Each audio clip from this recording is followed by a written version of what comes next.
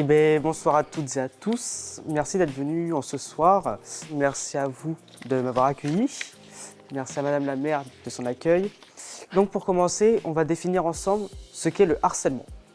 Par la suite, on va découvrir plusieurs formes de harcèlement ainsi que les conséquences qu'il peut y avoir. Par la suite, on va vous donner quelques nombres de victimes dues au harcèlement et par la suite, on vous donnera le côté juridique du harcèlement. Et pour finir, donc, comment se protéger. Selon vous, qu'est-ce que le harcèlement? Est-ce que vous savez un petit peu? Vas-y, oui. Ouais. C'est ça. Il faut bien avoir cette notion donc, à répéter. Pour vous donner un petit peu plus d'ordre d'idée, c'est lorsque une ou plusieurs personnes portent atteinte à l'intégrité, donc au comportement qu'il soit physique ou dans la tête, sur une ou plusieurs personnes en même temps, de façon délibérée, donc de façon volontaire et répétée dans le temps. C'est donc un acte agressif et intentionnel, donc qu'on le souhaite. Donc que ce soit par communication électronique, sur Internet, réseaux sociaux, etc., ou directement en physique, donc face à la personne, à l'insulter, la frapper. Alors, on peut y trouver plusieurs façons différentes. Donc il va y avoir les intimidations, les menaces, les insultes, les moqueries, les surnoms un peu drôles, etc., etc. Il y a aussi la côté violence physique, donc des coups, des bousculades, le pousser dans les escaliers, le faire des petites balayettes, et encore d'autres violences. Donc maintenant, est-ce que vous connaissez les deux plus grandes formes de harcèlement? Voilà. On a la verbale et la forme physique. Mais on n'a pas que celle-là. On va avoir également le harcèlement sexuel. Donc, comme le dit son nom, donc tout ce qui va être attouchement répété, etc. On va avoir également donc, le scolaire. Donc, où là, le scolaire va se transformer un petit peu souvent en verbal et physique. On va également l'avoir de rue, donc qui peut venir à du harcèlement sexuel à répétition de faits sexuels. Et on a également le travail, parce que ça se passe également au travail malheureusement. Est-ce que vous savez, par an, combien il y a d'élèves harcelés? On est à environ 700 000 élèves par an.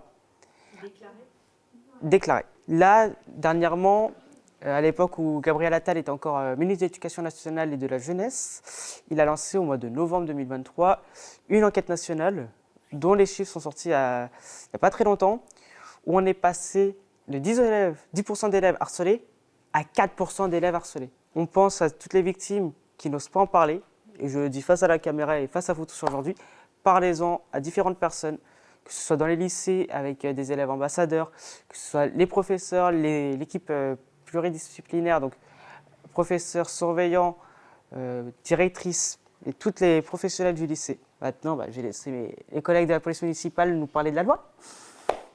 Je t'en prie. De peine, selon l'article 222-33-2 du Code pénal, donc puni de 15 000 € d'amende et 3 ans d'emprisonnement et de 45 000 € d'amende lorsque la victime a moins de 15 ans. Il y a une différence entre la victime adulte, la victime de moins de 15 ans et celle de 13 ans. L'article dit du coup le 222-33-2 le fait de harceler une personne par des propos ou comportements répétés ayant pour objet ou pour effet une dégradation de ses conditions de vie, ça traduisant par une altération de sa santé physique ou mentale, est puni d'un an d'emprisonnement et de 15 000 € d'amende lorsque ces faits ont causé une incapacité totale de travail inférieure ou égale à 8 jours, ou n'ont entraîné aucune incapacité de travail. C'est-à-dire, si vous êtes en arrêt de travail, ça fait 15 000 €, mais si vous avez plusieurs difficultés, vous commencez à perdre du poids, vous êtes obligé d'aller voir un médecin, que vous ne dormez pas la nuit et tout ça, ça en fait partie. Vous n'êtes pas obligé de vous mettre en arrêt de travail pour que le harcèlement fonctionne. Ouais. Là, on a un article également qui n'est pas affiché. C'est l'article 222 alinéa 33-2-3 qui concerne le harcèlement scolaire. Il faut savoir que le harcèlement scolaire, donc on va également parler d'interruption temporaire de travail, mais ça va être l'arrêt scolaire. Donc pour une ITT, donc une interruption temporaire de travail inférieure ou égale à 8 jours, ou n'ayant entraîné aucune ITT, on va être à 75 000 € d'amende ainsi que 3 ans d'emprisonnement. Par contre, si cela a causé une interruption temporaire de travail supérieure à 8 jours, on va être à 100 000 € d'amende et 5 ans de prison. À savoir que si la victime est amenée à se retirer la vie ou s'est retiré la vie, on passe à 100 000 € d'amende et 10 ans d'emprisonnement. Donc il faut bien comprendre que depuis mai 2022, août 2022, on est passé en délictuel, c'est-à-dire que c'est puni par la loi par de la prison et de l'amende, et qu'il faut donc déposer plainte auprès de la gendarmerie nationale et de la police nationale pour donc que la justice soit faite. Là, on va arrêter 2 petites minutes avec le PowerPoint. Maintenant, je vais poser une question pour toutes et tous. Selon vous, quelles sont les conséquences du harcèlement? Là, on a énuméré le décrochage scolaire. Mais en lien avec le décrochage scolaire... Des comportements qui est violent aussi, c'est-à-dire que le harcelé peut devenir aussi violent ou harceleur ou se faire du mal aussi, se mutiler. Effectivement. On a donc, sur tout ce qui va être scolaire, on va avoir le décrochage scolaire, on va avoir la baisse de notes, l'absentéisme, donc le fait d'être absent en cours. On va avoir donc la phobie scolaire, ce qui va amener au décrochage scolaire du coup. Également, sur la santé, on aura la santé physique qui va en prendre des coups, comme vous l'avez expliqué, donc avec l'automutilation ou d'autres gestes. On va également avoir la santé mentale qui va en prendre un coup, comme il a été dit, je ne sais plus par qui. On va avoir une baisse d'estime de soi, on va avoir un manque de confiance en soi, on va avoir donc une dépression qui peut être plus ou moins sévère, ce qui va emmener donc aux tentatives de suicide ou voire au suicide. Donc lorsqu'on commence à voir apparaître chez un enfant un moment où il ne mange plus, ou pendant plusieurs jours, il n'est pas bien dès qu'il rentre de l'école, il ne mange plus, il n'a plus le même comportement, il faut tout de suite s'alarmer. Donc pas tout de suite se dire que c'est du harcèlement scolaire, mais se dire tiens, mon enfant a quelque chose, qu'est-ce qui ne va pas? Il faut trouver cette raison du pourquoi. Parce que l'enfant a besoin du soutien de ses parents, de ses amis, des professeurs et enseignants pour avoir quelqu'un sur qui s'épauler et se dire voilà, j'ai tel problème, je pose mon sac, je vous explique tout. Donc il y a des professionnels de santé qui sont là.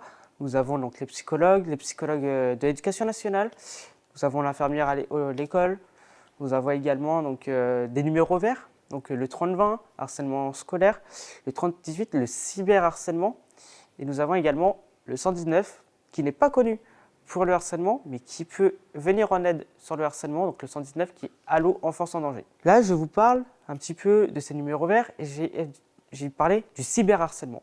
Est-ce que vous savez c'est quoi le cyberharcèlement? Oui. De l'harcèlement sur Internet. C'est ça. Tu l'as bien dit, c'est bien sur Internet. Parce que souvent, quand on parle de cyberharcèlement, on pense que ça s'arrête à Instagram, Snapchat, Facebook, donc à tous les réseaux sociaux, mais pas que. Les vidéos, par exemple, sur YouTube, où on peut vous insulter, vous rabaisser, fait partie du cyberharcèlement. Les recherches Google, dans lesquelles vous apparaissez de façon humiliante, sont également du cyberharcèlement. Pour faire cesser cela, on a donc le numéro 3018, ou également une application 3018, il y a un site internet. Le 3018, eux, sont en contact avec tous les sites internet et tous les réseaux sociaux. Et dans les semaines qui suivent après le signalement, voire même le jour qui suit, les vidéos seront supprimées et les informations de la personne ayant partagé et toutes les personnes ayant republié seront envoyées aux forces de l'ordre qui, eux, d'ailleurs, feront une enquête et feront les procédures judiciaires qui vont avec. À savoir que, par exemple, là, je vais prendre l'exemple des réseaux sociaux.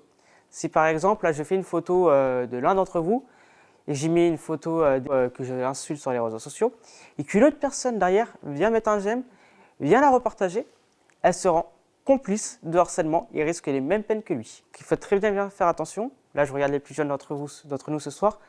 Ne partagez pas n'importe quoi sur les réseaux sociaux et ne repliez pas n'importe quoi. Si vous voyez des choses illégales ou interdites sur les réseaux sociaux ou sur Internet en globalité, on a le site Pharos, donc signalement-du6 pharos.fr, qui est donc un site de signalement de tout contenu. On a également le 3018, comme je vous l'ai expliqué. Et on a directement les forces de l'ordre au commissariat qui sont là pour cela. Et bien écoutez, maintenant on va parler de la protection sur le harcèlement.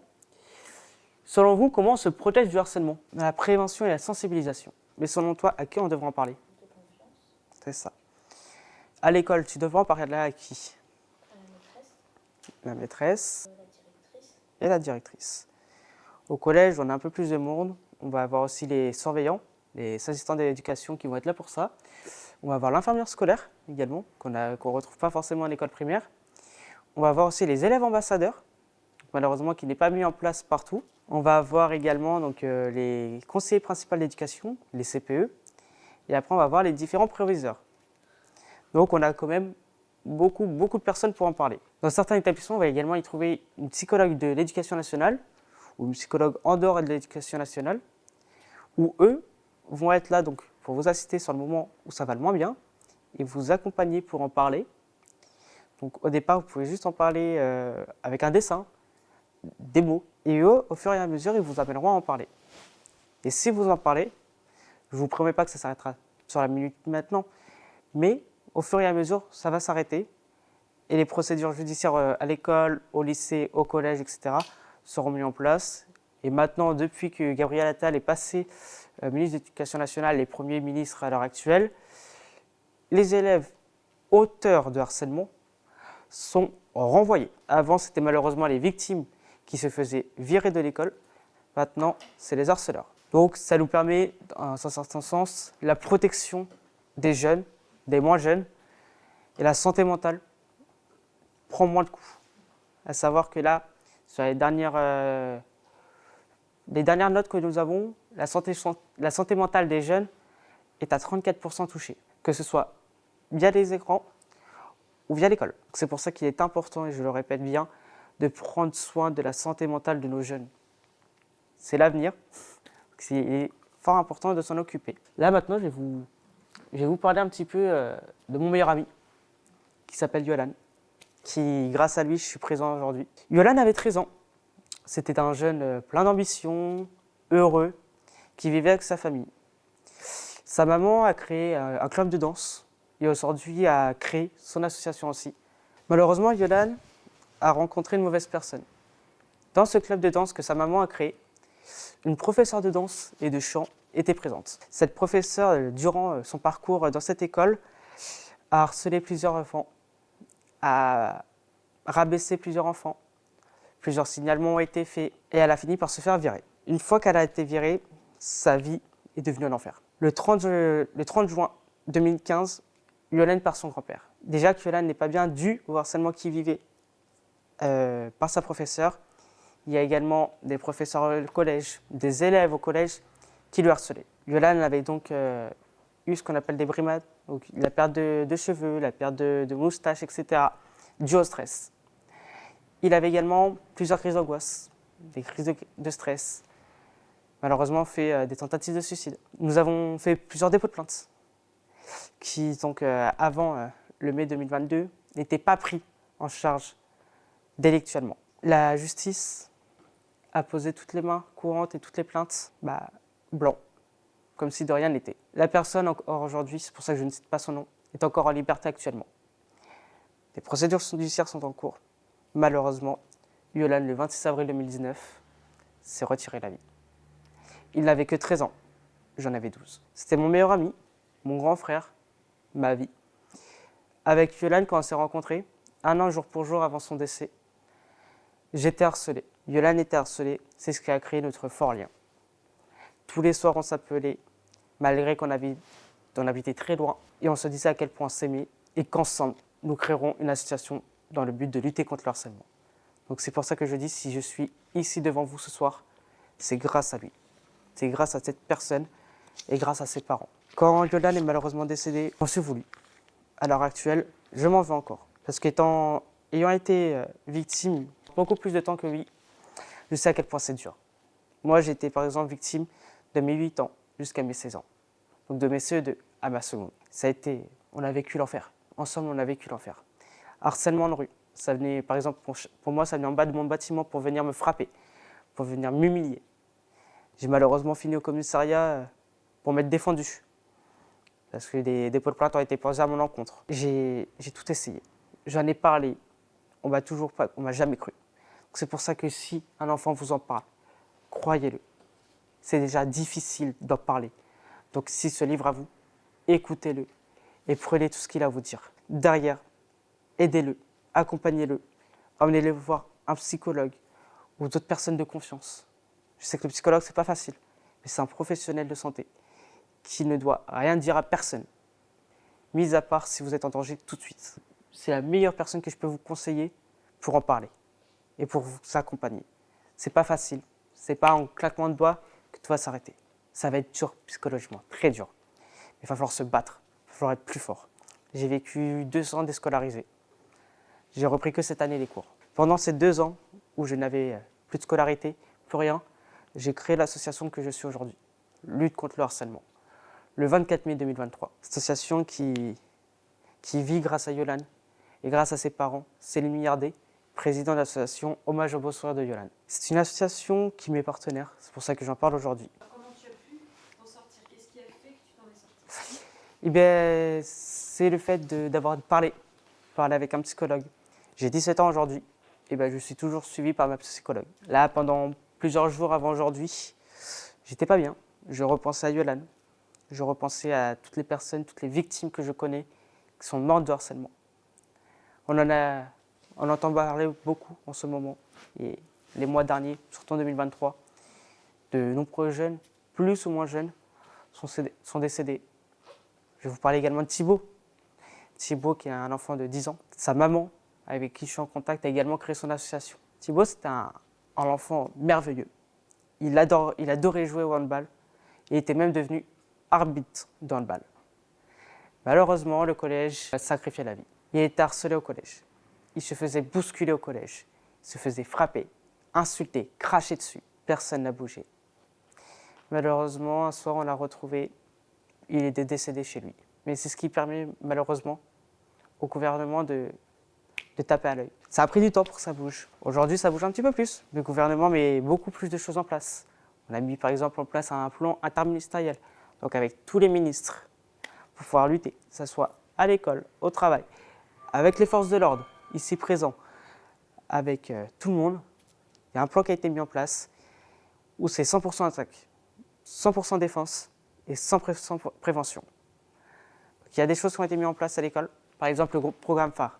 Après le programme phare, au tout début de sa création, donc quand c'était M. Papendiaï, le ministre de l'Éducation nationale et de la jeunesse, était mis en place, il était malheureusement mis en place dans 20% à peu près des écoles primaires, collèges et lycées. Mais alors, heureusement, grâce à ce projet interministériel, il est mis à 100% normalement, je dis bien normalement, dans tous les établissements scolaires. Ce programme va nous permettre donc, de mettre en place de la médiation, mettre en place les élèves ambassadeurs, mettre en place au niveau de l'académie des référents ambassadeurs, plus qu'il y en a actuellement. Dans certaines académies encore, il n'y a pas de référent ambassadeur. Ce plan interministériel est venu en avril 2023, ça va faire à peu près 1 an, qu'il a été mis en place. Il y a encore des choses qui se mettent en place. Maintenant, les forces de l'ordre ont obligation de prendre les plaintes des victimes. Avant, malheureusement, ce n'était pas le cas. Beaucoup de forces de l'ordre ont refusé de prendre les plaintes. C'est pour ça qu'aujourd'hui, je suis très fier d'avoir 2 policières à mes côtés qui, elles également, luttent contre le harcèlement. Ce plan, sur le niveau justice, a donc accéléré la mise en place du délit et la prise en charge par la justice. Je ne vais pas trop rentrer dans les détails parce que c'est très ennuyant. On ne va pas se le cacher. Il y a eu également l'enquête en novembre 2023 qui a été mise en place. Une enquête dont les résultats sont sortis il n'y a pas très longtemps, mais que je ne connais pas encore par cœur. Je n'ai pas encore eu le temps de me mettre à fond dessus, mais sur le site du gouvernement et du ministre de l'Éducation nationale, vous avez les résultats. Est-ce que ça aboutit réellement, toutes ces démarches? Alors, sur l'histoire de Thibaut, au niveau judiciaire, je ne me connais pas du tout. L'histoire de Yolande, je ne peux pas parler, étant donné qu'une enquête judiciaire est en cours. Donc, pour le respect de la loi, je ne peux pas parler. Moi, malheureusement, je n'ai pas été accompagné. Je n'ai pas été accompagné par un adulte ou autre à aller déposer plainte. Malheureusement, mes harceleurs sont encore en liberté, dont une qui se promène toujours dans mon lycée, que je vois tous les jours, et qui tous les jours, j'arrive devant elle, je lui fais un grand sourire. Je lui prouve qu'aujourd'hui, je suis une autre personne. Je suis moins boulémique. J'ai des amis avec qui je m'entends bien. Je suis libre d'être qui je veux. Ça lui plaît pas. Ça lui plaît pas parce qu'elle m'a attaqué, j'avais 9-10 ans. Aujourd'hui, à 17 ans, je suis toujours devant elle. Alors, je ne cache pas. Des fois, ça fait mal. Des fois, il y a des envies de vengeance. Il faut rester plus fort. Et ça veut dire qu'aujourd'hui, elle poursuit, au final. Tu dis que tu en es sorti et effectivement, on voit qu'aujourd'hui, tu es debout et on sent une force quand même assez conséquente. En revanche, il y a quand même toujours, au final, ce fond de harcèlement, malgré tout, au Tu final, es toujours harcelé en fait. quand on y réfléchit. Pas forcément, parce qu'il n'y a pas forcément de notion de répétition. Après, peut-être que derrière mon dos, il parle. Mais moi, comme je dis, parle dans mon dos, ça veut dire que je t'intéresse et que j'ai une place plus importante que toi. Faut le voir comme ça. La jalousie, c'est passe derrière. Certes, à un moment, ça devient lourd quand c'est beaucoup de personnes qui parlent. Mais j'ai la chance d'être soutenu et d'avoir une CPE qui est très active dès qu'on lui en parle. À savoir que moi également, mon enfance n'est pas simple. J'ai ce harcèlement de mes 8 ans, mes 16 ans. J'ai également de la maltraitance infantile sur l'âge de mes 12-13 ans, pendant 3 ans, pendant ce harcèlement scolaire, qui m'a encore plus enfoncé. Moi, aujourd'hui, je le dis ouvertement, le suicide ne mène à rien, les tentatives de suicide non plus. J'en ai fait de mes 10 ans jusqu'à l'âge de 15-16 ans. 10 ans, c'est très jeune, on n'est pas censé penser à ça. Mais aujourd'hui, je suis là, ça ne me servait à rien, à me laisser des traces sur le corps, des blessures morales. À l'âge de 17 ans, j'ai encore beaucoup de suivi psychologique à faire. Beaucoup. Mais c'est pas ce qui m'empêche d'être à l'école et de peut-être devenir gendarme. Moi, j'ai une question. Oui. Pourquoi tu portes pas plainte aujourd'hui? Parce que lorsque des délits ou autres sont faits, on a un certain délai après déposer plainte. Et le harcèlement, c'est compliqué à prouver. Il faut qu'il y ait des preuves matérielles. Donc, des messages sur les réseaux sociaux, plusieurs témoins qui sont là pour attrister, une attestation d'un médecin, d'un psychologue. Moi, c'est ce que je conseille à toutes les victimes. Avant de déposer plainte, allez voir un médecin qui vous fera un certificat. Et allez voir un psychologue qui lui aussi vous fera un certificat. Ce qui permettra aux forces de l'ordre d'avoir une preuve. Gardez toutes les preuves possibles. Messages vocaux sur les réseaux sociaux, les appels, enregistrez-les. Tout ce que vous pouvez avoir comme preuve, prenez-les. Vos blessures que vous pouvez avoir sur le corps, faites-les voir par un médecin et faites-les prendre en photo. N'importe où sur le corps. Ça, il n'y a pas de pudeur face aux forces de l'ordre. Eux, ils sont là pour ça, il n'y a pas à se cacher. Et ces photos-là, avec les blessures ou autres, serviront de preuve face au juge. Le juge aura toutes ces photos, tout. Et quand les personnes seront interpellées, donc ramenées au commissariat par nos forces de l'ordre, il y aura ces preuves contre eux. Malheureusement, sans preuve, c'est difficile.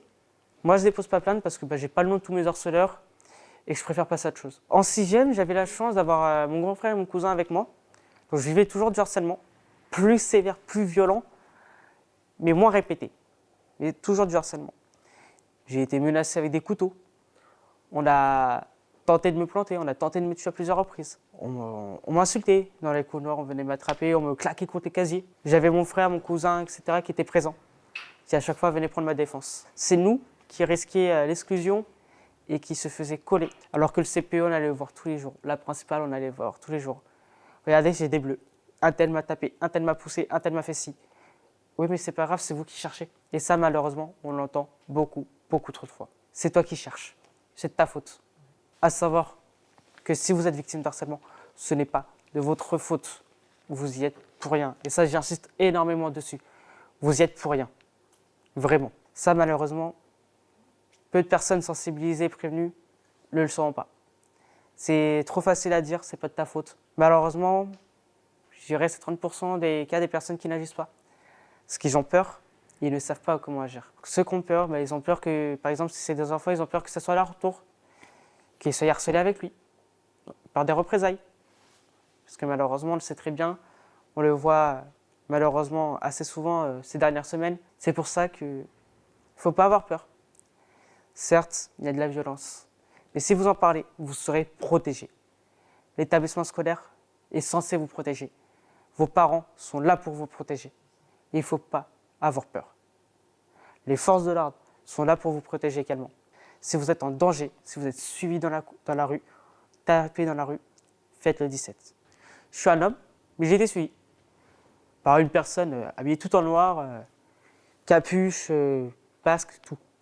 Une personne vraiment qui m'a fait très peur. Et j'ai pris ça, je l'avais sans moi heureusement, à ce moment-là. Heureusement que je l'avais. J'ai appelé la police, j'ai couru le plus vite qu'il fallait pour atteindre le premier magasin que je voyais. Ouvert un dimanche, je me suis réfugié dedans.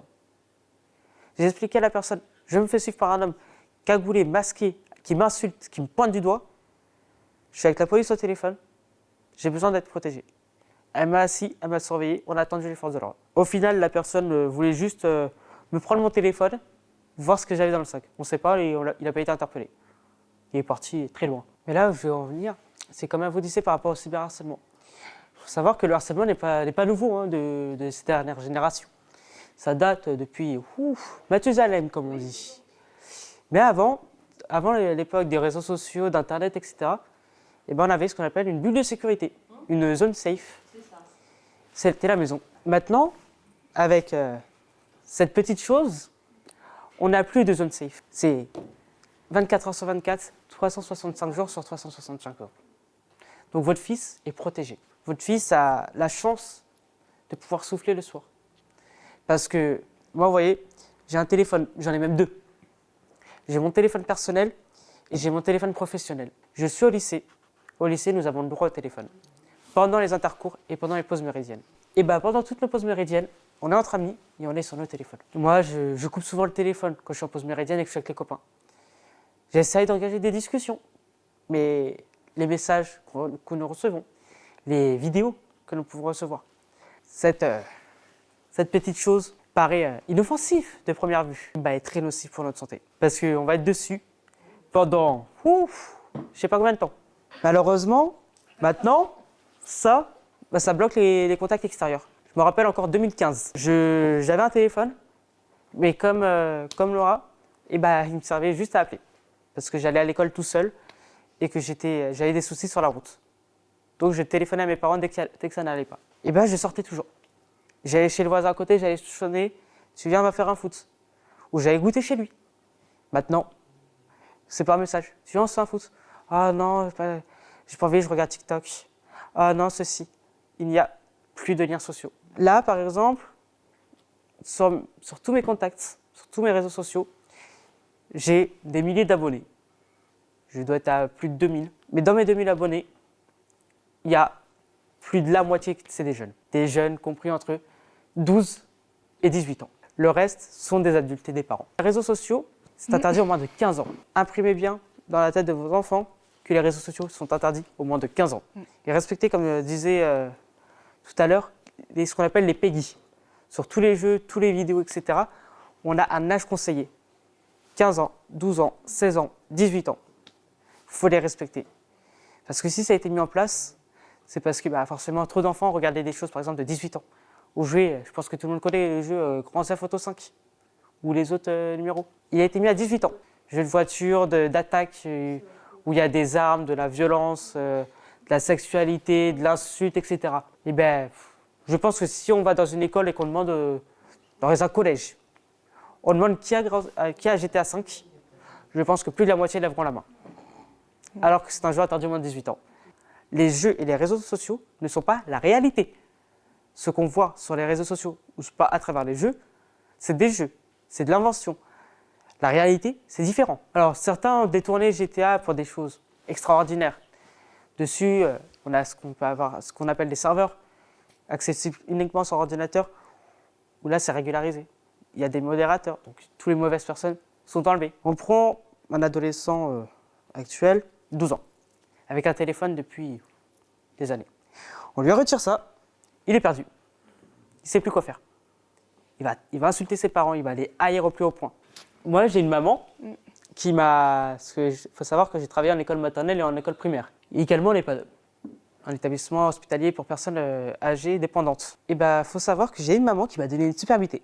Elle me dit, chez moi, on a des bons de téléphone. Au-dessus, il va y avoir marqué tant de jeux, tant de temps. Et tous les jours, il a le droit à un bon. Donc par exemple, 30 minutes de jeu par jour. Hop. La maman a le téléphone, caché quelque part ou posé dans une boîte. L'enfant va chercher dans une autre boîte le bon, il donne le bon, la maman donne le téléphone. Elle met un chronomètre, au bout de 30 minutes, elle récupère le téléphone. Ça permet à l'enfant, pendant 30 minutes, de jouer, de regarder des vidéos, de discuter avec les copains. Alors, des fois, on peut permettre un peu plus. Par exemple, quand c'est le week-end, quand c'est les vacances, ou quand vraiment il a une utilité à faire dessus. Par exemple, maintenant, on a ce qu'on appelle les groupes sur Snapchat, surtout au collège, lycée. Où dessus, on va discuter, on va partager les cours, les devoirs. Si l'enfant a besoin d'un devoir qui n'est pas marqué sur Pronote ou c'est un cours où il n'était pas présent, vous lui donnez son téléphone, il demande au groupe, il récupère la photo, soit vous l'imprimez, soit vous enregistrez, vous coupez tout Internet et vous lui laissez le temps qu'il travaille et vous restez à côté. Et hop, il repose le téléphone, fini. Et ça, c'est... Au début, ça va être dur à mettre en place, dur. Parce que ça, un ado sans ça, il est perdu. Perdu. On va arrêter un petit peu le blabla. Maintenant, je vais vous poser quelques questions avec à chaque fois 2 réponses. La bonne réponse et la mauvaise réponse. Première question, qu'est-ce que le harcèlement? Réponse A. Ce site est un acte agressif intentionnel perpétré, donc de façon volontaire et répétée. Réponse B. Ceci est un jeu. Vous êtes tous d'accord pour le A? Oui. C'est la bonne réponse. J'ai pas la musique, c'est dommage. Ouais. J'aurais dû mettre qui veut des millions. Quelles sont les formes d'harcèlement?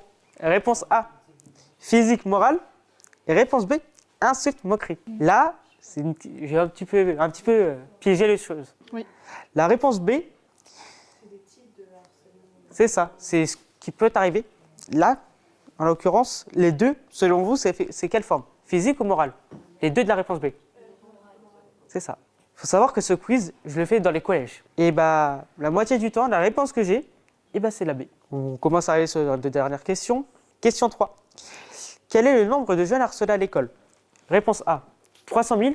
Réponse B, 700 000. C'est ça, 700 000 enfants. Ça, c'est avant que je reprenne les résultats de l'éducation nationale de cette année. Ce qui fait, 700 000, ça fait environ 10% des élèves harcelés. C'est énormissime. Ça fait près d'un élève sur 10. Donc prenons une classe de 32. Là, on dit vous êtes 32. Et ça fait qu'il y a 3-4 élèves qui sont harcelés. Et ça, c'est déclaré. C'est des personnes qui ont osé parler. Mais dans une classe de 32, il peut y en avoir 10, 20 d'harcelés.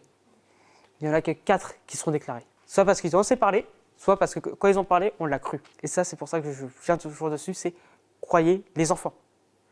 Les enfants, déjà parler à un adulte, c'est compliqué. C'est pour ça que moi, à mon âge, c'est plus facile de rentrer en dialogue avec les plus jeunes.